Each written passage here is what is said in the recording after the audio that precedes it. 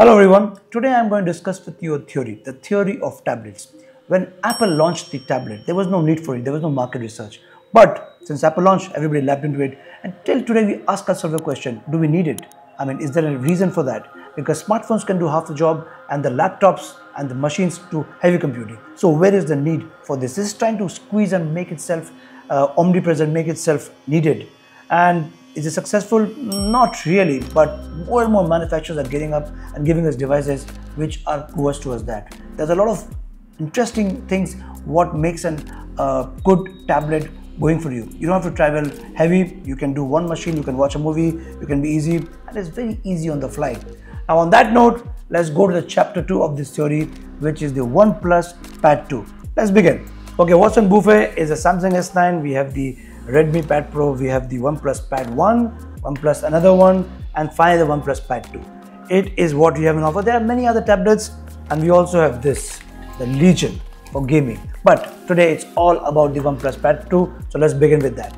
To start with, there are 4 things which are really going for it.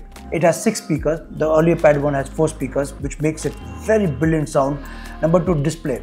Dolby Vision, which makes it even crisper. It's got 3K display. It also weighs 584 grams, which is about 34 grams more than the OnePlus Pad 1. And more than that, this gives you more feeling of a laptop. But there are a few flaws in the Pad 2, which I'll come to it at the end. Design. The Pad 2 is built on solid aluminum. It gives you a very good feeling, easily detachable, but it's also a little flimsy. It'll tend to detach itself once in a while, and especially if you want to move around, then it's not going to be that flawless. But look and feel when you're typing is very premium. It gives you the feeling that you're actually working on a very premium machine. It's even better than the Pad 1 in a lot of space. Qualcomm Snapdragon 8 Gen 3. That's what is running this tablet, and in terms of performance, I had no complaints because I also played the Call of Duty game and it's very immersive experience.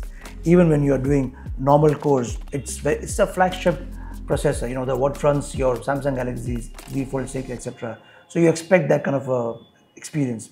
Also runs the Oxygen OS, which is again a very neat interface. So you'll have no problems running with it. In fact, in a lot of spaces, it's comparable with my Apple iPad. Camera. Please pay attention because I know the camera is not important in a tablet, but I have some important points in this. The front camera is 8 megapixel, the rear is 13 megapixel camera. Of course, we don't expect a tablet to go out and do photography or video, etc. The rear camera is mostly used for scanning documents, and the front camera is for your video calls. Now in this case, I didn't find the camera clarity so good because the S9 has 12 and the Redmi, which is half the price, also has 8. So they could have done something better in this, but since the display is so bright, it looks good, but the camera quality could have been better. Sometimes you want to take pictures on the front, that's when it becomes a problem because this is also replacing your laptop, so camera has to be really good there. Couple of things they have really nailed it in the OnePlus Pad 2 because just like you're having a coffee, you can do a lot of things which you can't do in any of these. I'll tell you what. Detach it, keep it here, and you can type it. Yes, this works flawlessly. And also the stylus, it's very robust. It feels like that Nataraj pencil, big, thick, and you can sketch. None of these have this. And even the keyboard, which is the track area, is actually very big. The OnePlus Pad 1 doesn't have a big track area, and the Redmi and the Samsung doesn't even have it. So full marks to them for keyboard. AI. Nothing is complete today without the word AI. All the devices today come with their share of AI. The OnePlus Pad 2 has basic AI really sorted. For example, AI eraser. You also get a recording summary. When you're recording something, it can transcribe that in a text format. Also the smart cutout which you have in the Apple iPhone also. So they've got the basics right, but you don't need more than that. In fact, AI is also a very overused and overhyped word.